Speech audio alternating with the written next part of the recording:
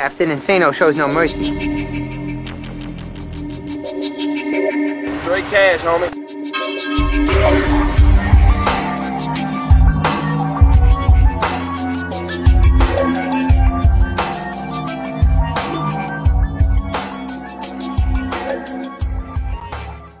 Hold on to your butts. What's up, everybody? Welcome back to the Basement Monsters Game Day Podcast on Sports Zone Chicago. I mean, I hope you could hear me. If you can't hear me, put a comment on and I'll try to fix things. But yeah, it wouldn't be a Basement Monsters show without audio difficulty, right? Or something. Some issue. But hey, look at this. Check it out, man. Alex Acevedo wanted me to tell you congratulations on the Bucks 30-20 win over the Saints.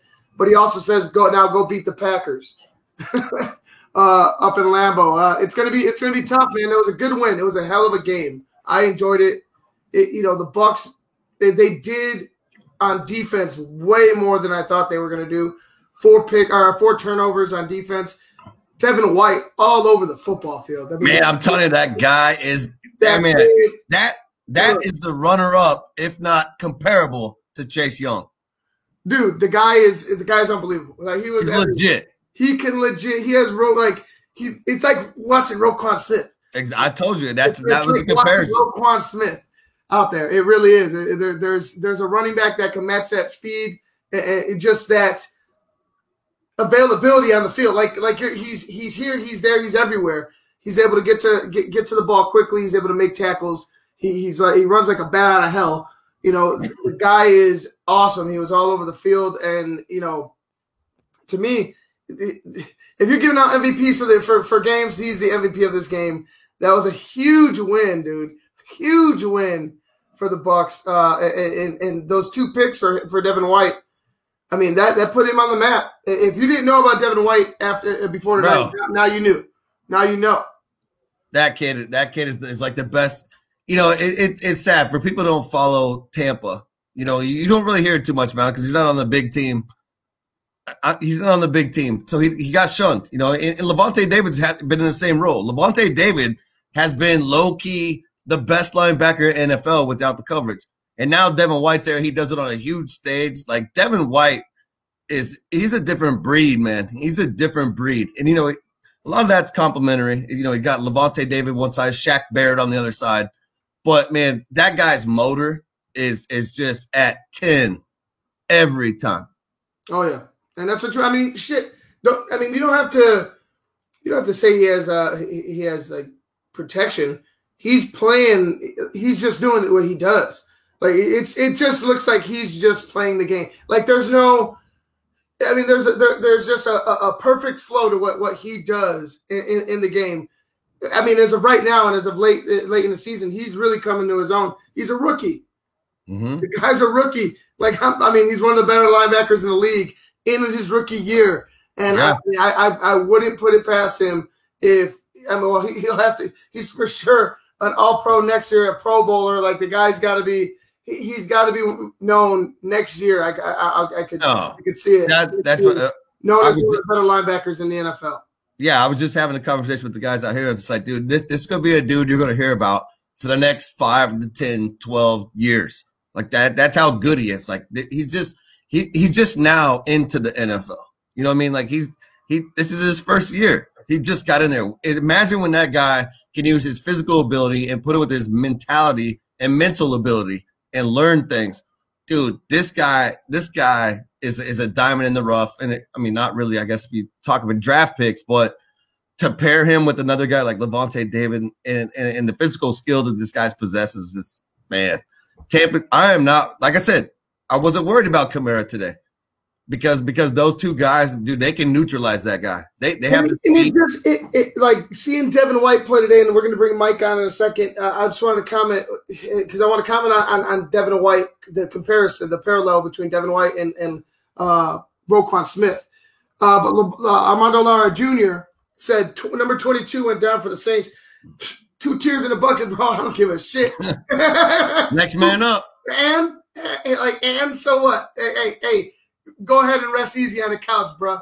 I can also say this. Hey, I can also say this. I can also say this: Patrick Mahomes went down. What happened? Yeah, Nothing changed. Nothing changed. But like all I'm saying for 22, for all the instigating, all the BS that he's caused the Bears. Hey, it happens, bro. It happens. Right now, we're gonna go ahead and bring on Michael Halatek. Mike, what a game it was! It was, you had mentioned it at the half. It was entertaining, but it got even more entertaining later on. And a good thing for Luke. One of the points that we made with there needs to be a turnover in the team that would make the least mistakes would be the winner. That came up, and it came up quickly in the second half. It did. In fact, we touched on a couple of things. I believe I had mentioned that the Saints needed to get Kamara rolling in the second half if they were going to win the game, and Luke said the points about the turnovers, and I'm sitting here thinking I'm going to be able to say I want to thank the Saints organization for making me look like a genius again, just like I did yesterday. But they went away from Kamara right after that, after they scored their touchdown at the end of the third quarter or at the beginning of the third quarter. They rarely went back to Kamara again. And the turnovers did their thing, and Brady did his thing, and Tampa's defense did their thing. And hats off to the Bucs, man. They're going to Green Bay next Sunday. Yeah, Luke, I know you're looking forward to that. Oh man, I'm foaming at the mouth, man. And not for anything. I mean, we do this show, we do it all season. I at this point, man, I watch the Bears as much as you do. You know what I mean? And I hear a lot of things just from you talking or whatever. So it's like, but believe me, the thing is, it's kind of like a kindred spirit thing. It's kind of like Tampa, early 2000s or late 90s, early 2000s. The defense couldn't have an offense, couldn't get it going. But I feel your pain. I feel like I've been through this. So it is what it is. But I mean, for Tampa, man. Hey, Devin White, Sean Murphy bunting, which I've been telling you about Sean Murphy. I'm like, dude, that one day that guy's gonna shine, and he shined today. That's good. That's good. We still have a young defense, especially in the backfield, and we got got Aaron Rodgers. So it's a gift and a curse. Yes, we've already beat them this season, but asking for Aaron Rodgers twice is probably not the best thing. Well, the thing is, and I want to ask you, Mike, we also had mentioned the running game. 17 carries for Fournette, 13 for Jones, 63 and 62 yards. So 125 yards between the two. I like that. I mean, that's if you're gonna have this dual threat at running back, get the most you can out of them. That is a great balance of running and passing. Brady had 33 passing attempts, but you would trust Brady with a little more passing attempts than you would trust anybody else, I would say, in the league. I mean, at least the elite guys like a Mahomes, Rodgers, Breeze, but Breeze kind of fell apart at the end. You would trust them to make a little bit more decisions than any kind of regular run of the mill quarterback. But running the football for the Bucs, which we said that, Luke, was going to be the main thing. And I felt like they had the perfect balance. Mike, talk to me about that perfect balance, because they're going to need it going up against Green Bay. We know Green Bay has kind of rejuvenated their defense, but it's still going to be a struggle. Can they get that running game going up in Lambeau? The short answer is yes.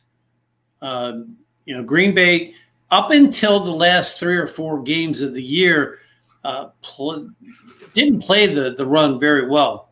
But coming back to this game, Drew Brees, 34 attempts, but only 134 yards.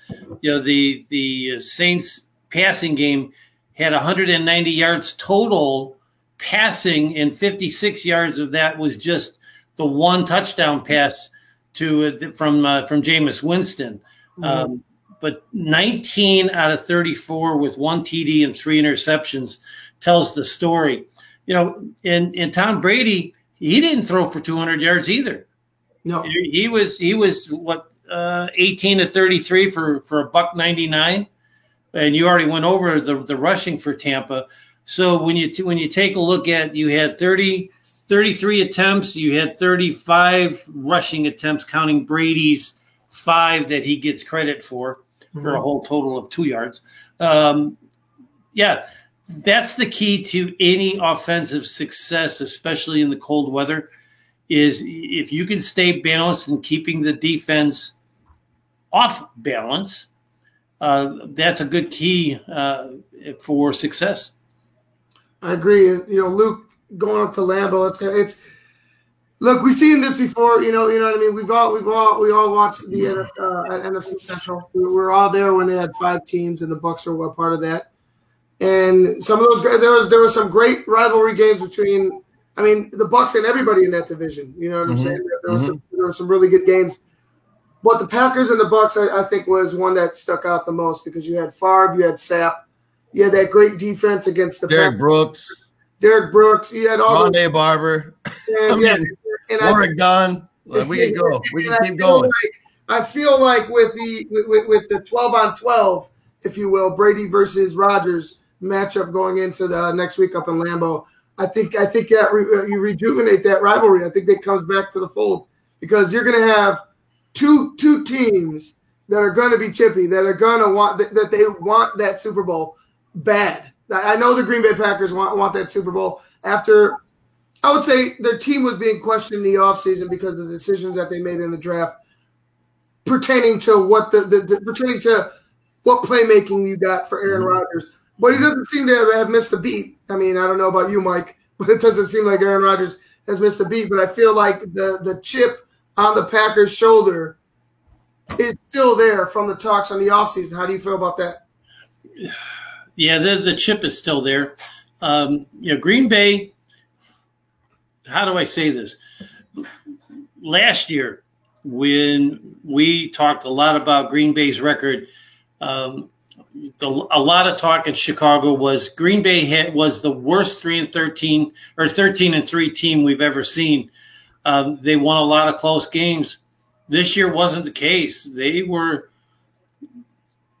the class of the league when it comes down to it, because even though Kansas City had a better record, they won a lot of close games. Green Bay won a lot of double-digit margin victories this year. So it didn't matter who they played. They came up big. They stumbled a couple of times. Even Jacksonville made them look bad in a cold day back in, I think it was early December or late November. Jacksonville seemingly had them on the ropes. They just ran out of time.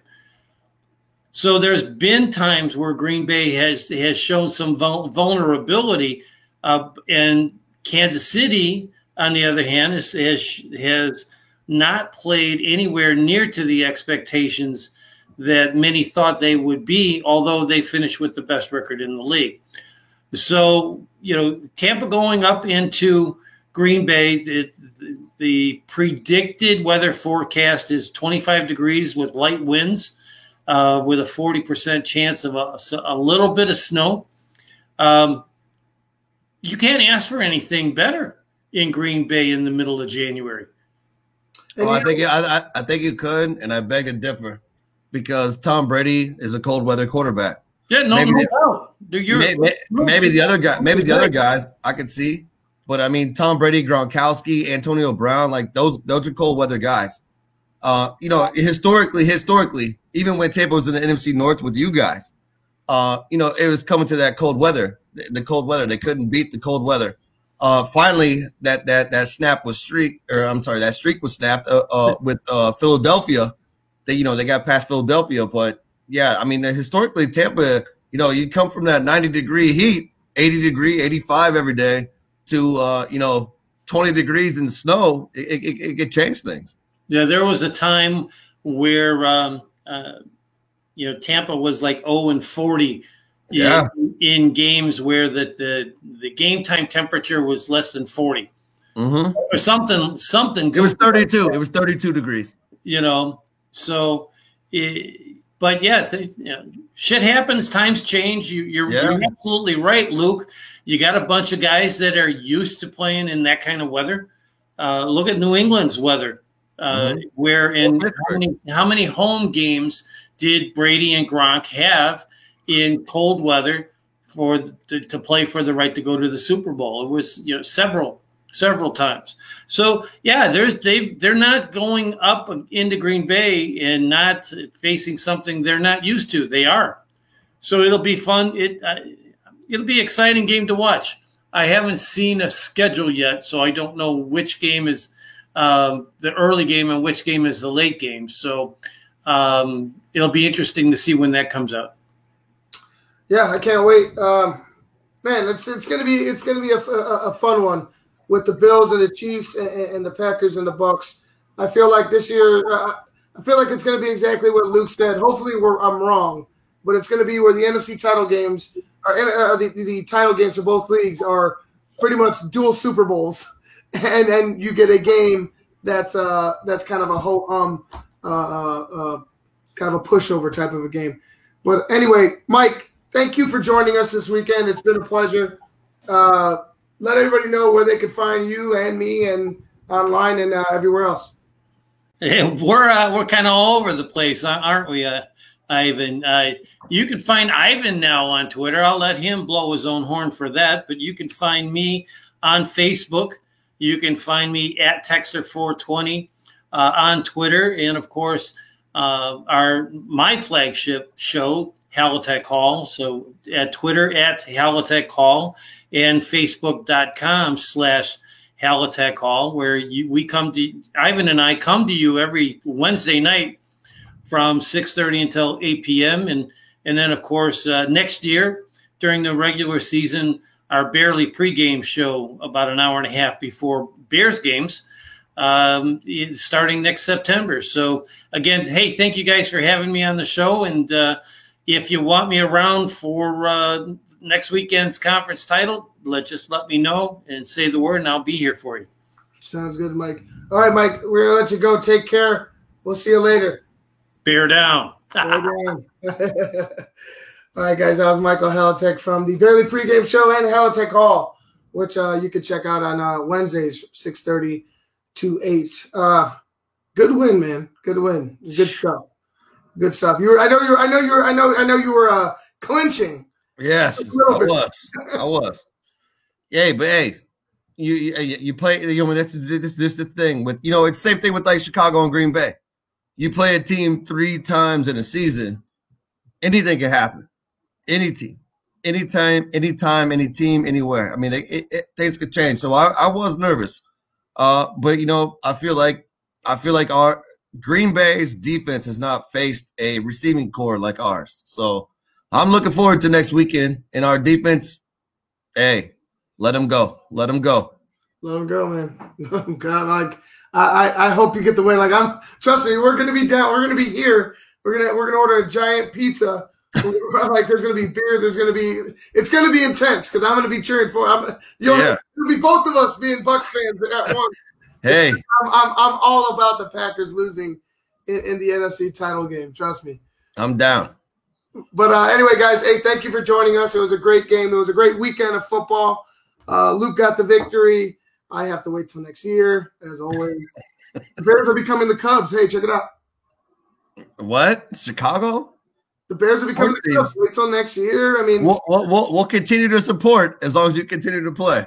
We'll continue to support as long as you continue to buy the merchandise and the beer and the tickets. Yeah, that's all we care. All right, guys, we're going to get out of here. This has been the Basement Monsters Game Day podcast on Sports Zone Chicago.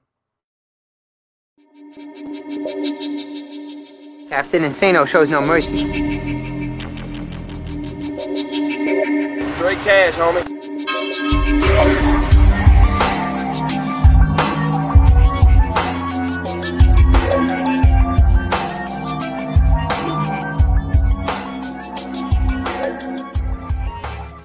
Hold on to your butts.